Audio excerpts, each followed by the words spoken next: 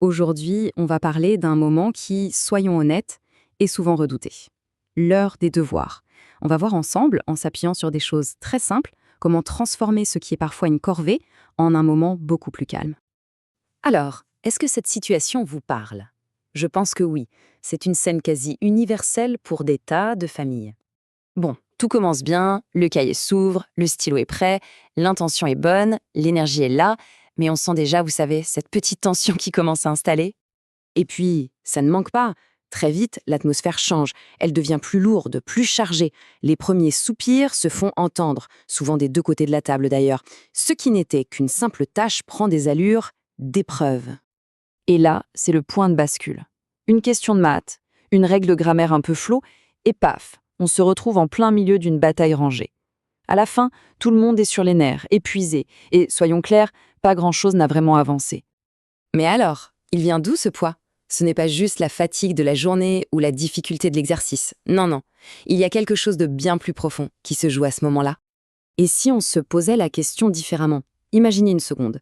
Si ce moment pouvait être autre chose, pas forcément une partie de plaisir à tous les coups, mais au moins qu'il puisse être vécu sans cette lourdeur. Eh bien, c'est possible.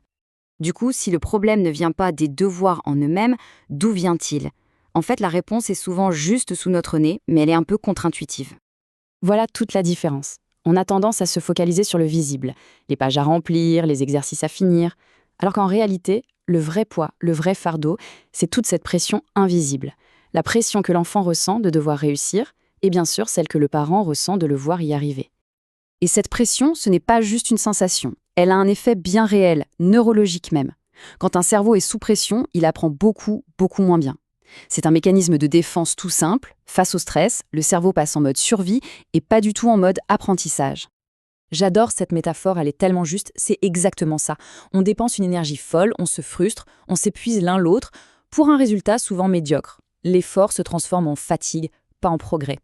Bon, la bonne nouvelle, c'est que la solution, elle existe. Et elle commence bien avant d'ouvrir le premier cahier.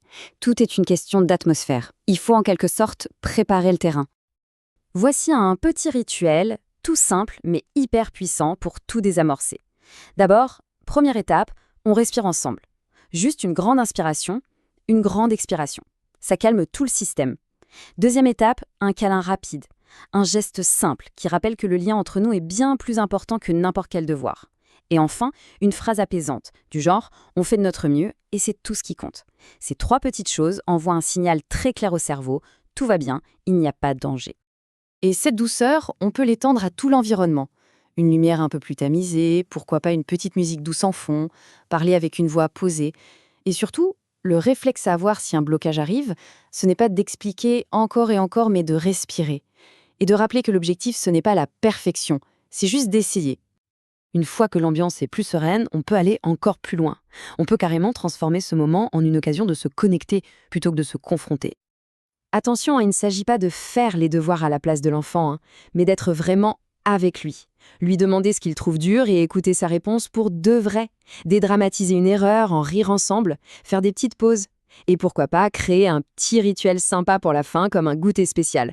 Ce sont des gestes qui montrent un soutien total. Et c'est vraiment ça, la clé de tout. Si l'enfant sent que l'amour et le lien qu'on a avec lui ne dépendent pas de sa réussite scolaire, alors il peut se lancer dans l'apprentissage avec beaucoup plus de calme et de curiosité. La peur de décevoir s'en va et elle laisse la place à l'envie d'essayer, tout simplement. Et tout ça, en fait, ça nous amène à une idée beaucoup plus large. Une sorte de nouvelle philosophie pour accompagner les enfants dans leurs apprentissages, bien au-delà du cadre des devoirs. C'est essentiel de redéfinir son rôle. Le parent n'est pas le prof. Son rôle, ce n'est pas de transmettre un savoir, mais de créer les conditions parfaites pour que l'enfant puisse le recevoir. Être un guide, ça veut dire être à côté, main dans la main, pas devant en train de tirer. Voilà, si on devait tout résumer, ce serait ça. Alléger les devoirs, ce n'est pas les rendre plus faciles. C'est simplement les remettre à leur juste place. Un moment pour apprendre, pas un champ de bataille. Quand le climat est serein, quand il y a de la légèreté, le cerveau est comme une fleur, il s'ouvre. Et on va finir sur cette pensée. Plutôt que de chercher des stratégies compliquées, peut-être que l'outil le plus puissant, on l'a toujours eu sous la main. C'est la douceur. La question qu'on peut se poser, c'est « et si c'était justement cette douceur qui était la clé pour débloquer le plus grand potentiel ?»